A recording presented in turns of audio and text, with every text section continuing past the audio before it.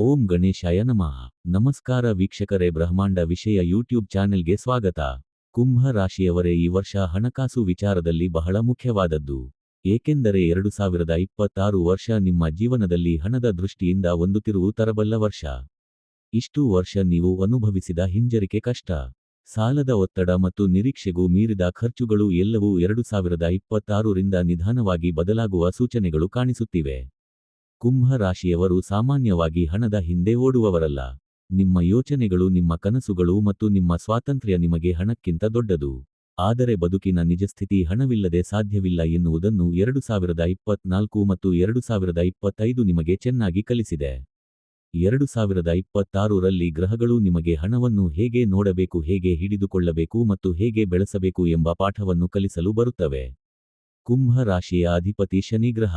ಶನಿ ಯಾವತ್ತೂ ಸುಲಭ ಫಲ ಕೊಡೋದಿಲ್ಲ, ಆದರೆ ಒಮ್ಮೆ ಕೊಟ್ಟರೆ ಅದು ದೀರ್ಘಕಾಲ ಇರುತ್ತದೆ. 2026ರಲ್ಲಿ ಶನಿ ನಿಮ್ಮ ಜೀವನದಲ್ಲಿ ಹಣದ ವಿಷಯದಲ್ಲಿ ಶಿಸ್ತು ತರಲು ಆರಂಭಿಸುತ್ತಾನೆ.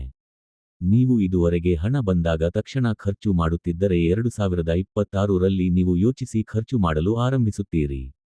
ಅನಗತ್ಯ ಖರ್ಚುಗಳು ಕಡಿಮೆಯಾಗುತ್ತವೆ. ಹಣದ ಮೌಲ್ಯ ನಿಮಗೆ ಸ್ಪಷ್ಟವಾಗಿ ಅರ್ಥವಾಗುತ್ತದೆ. ಗುರು ಗ್ರಹ 2026ರಲ್ಲಿ ನಿಮ್ಮ ಆದಾಯದ ಮನೆಗೆ ಅನುಕೂಲಕರ ದೃಷ್ಟಿ ನೀಡುತ್ತಾನೆ. ಇದು ಹೊಸ ಆದಾಯ ಮೂಲಗಳ ಸೂಚನೆ. ಒಂದಕ್ಕಿಂತ ಹೆಚ್ಚು ಆದಾಯ ಬಾಗಿಲುಗಳು ತೆರೆಯುವ ಸಾಧ್ಯತೆ. ಕೆಲವರಿಗೆ ಹಳೆಯ ಕೆಲಸದ ಜೊತೆಗೆ ಹೊಸ ಕೆಲಸ ಆರಂಭವಾಗಬಹುದು. ಕೆಲವರಿಗೆ ಬಿಸಿನೆಸ್ ಬಗ್ಗೆ ಯೋಚನೆ ಬರುತ್ತದೆ. ಇನ್ನು ಕೆಲವರಿಗೆ ವಿದೇಶ ಸಂಬಂಧಿತ ಹಣಕಾಸು ಅವಕಾಶಗಳು ಕಾಣಿಸಬಹುದು.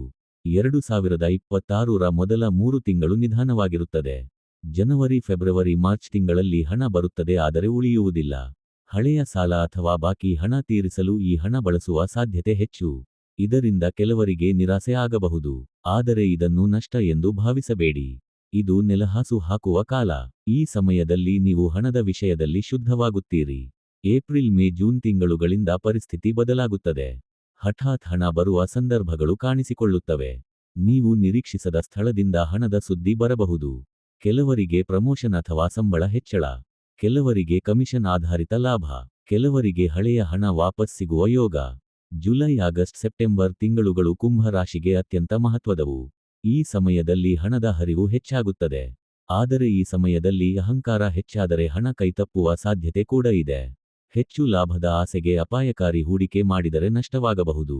ಆದ್ದರಿಂದ ಶನಿ ಹೇಳುವ ಪಾಠ ಒಂದೇ: ನಿಧಾನವಾಗಿ ಆದರೆ ಸುರಕ್ಷಿತವಾಗಿ ಸಾಗು. ಅಕ್ಟೋಬರ್, ನವೆಂಬರ್ ತಿಂಗಳಲ್ಲಿ ಸ್ಥಿರತೆ ಬರುತ್ತದೆ. ಈ ಸಮಯದಲ್ಲಿ ಹಣ ಉಳಿಸಲು ಆರಂಭಿಸಬಹುದು. ಆಸ್ತಿ ಖರೀದಿ ಅಥವಾ ದೀರ್ಘಕಾಲದ ಹೂಡಿಕೆ ಬಗ್ಗೆ ಯೋಚನೆ ಬರಬಹುದು. ಡಿಸೆಂಬರ್ ತಿಂಗಳು ಸಂತೋಷದ ಅಂತ್ಯ ತರುತ್ತದೆ. ವರ್ಷದ ಕೊನೆಯಲ್ಲಿ ನೀವು ಹಿಂದೆ ನೋಡಿದಾಗ ಒಂದು ವಿಷಯ ಸ್ಪಷ್ಟವಾಗುತ್ತದೆ: ಹಣ ನಿಮ್ಮನ್ನು ನಿಯಂತ್ರಿಸುವುದಿಲ್ಲ, ನೀವು ಹಣವನ್ನು ನಿಯಂತ್ರಿಸುತ್ತಿದ್ದೀರಿ. ಕೆಲವು ಕುಂಭ ರಾಶಿಯವರಿಗೆ 2026ರಲ್ಲಿ ಶ್ರೀಮಂತ ಯೋಗ ರೂಪುಗೊಳ್ಳುತ್ತದೆ. ಆದರೆ ಇದು ಲಾಟರಿ ಅಥವಾ ಆಕಸ್ಮಿಕ ಭಾಗ್ಯದಿಂದ ಅಲ್ಲ, ನಿಮ್ಮ ತಾಳ್ಮೆ, ಶ್ರಮ ಮತ್ತು ಬುದ್ಧಿವಂತ ನಿರ್ಧಾರಗಳಿಂದ. 2026ರಲ್ಲಿ ಹಣ ಬರುವುದಕ್ಕಿಂತ ಹಣ ಉಳಿಯುವುದು ಮುಖ್ಯ. ಈ ಒಂದು ಅಭ್ಯಾಸ ನಿಮ್ಮ ಜೀವನವನ್ನೇ ಬದಲಿಸುತ್ತದೆ. ಪರಿಹಾರವಾಗಿ 2026ರಲ್ಲಿ ಶನಿವಾರ ಶನಿ ಸ್ಮರಣೆ ಮಾಡುವುದು ಉತ್ತಮ. ಕಪ್ಪು ಎಳ್ಳು ದೀಪ ಹಚ್ಚುವುದು, ಅವಶ್ಯಕತೆ ಇರುವವರಿಗೆ ಸಹಾಯ ಮಾಡುವುದು, ಇದರಿಂದ ಶನಿಯ ಕಠಿಣತೆ ಕಡಿಮೆಯಾಗುತ್ತದೆ. ಗುರು ಗ್ರಹದ ಕೃಪೆ ಸಂಪೂರ್ಣವಾಗಿ ದೊರೆಯುತ್ತದೆ. ಒಟ್ಟಿನಲ್ಲಿ ಕುಂಭ ರಾಶಿಯವರೇ, 2026 ಹಣದ ವರ್ಷವೇ ಅಲ್ಲ, ಜೀವನದ ಮೌಲ್ಯ ಬದಲಿಸುವ ವರ್ಷ. ಹಣ ನಿಮ್ಮ ಕೈಯಲ್ಲಿ ಉಳಿಯುವ ವರ್ಷ. ಭವಿಷ್ಯಕ್ಕೆ ಭದ್ರತೆ ಕಟ್ಟುವ ವರ್ಷ.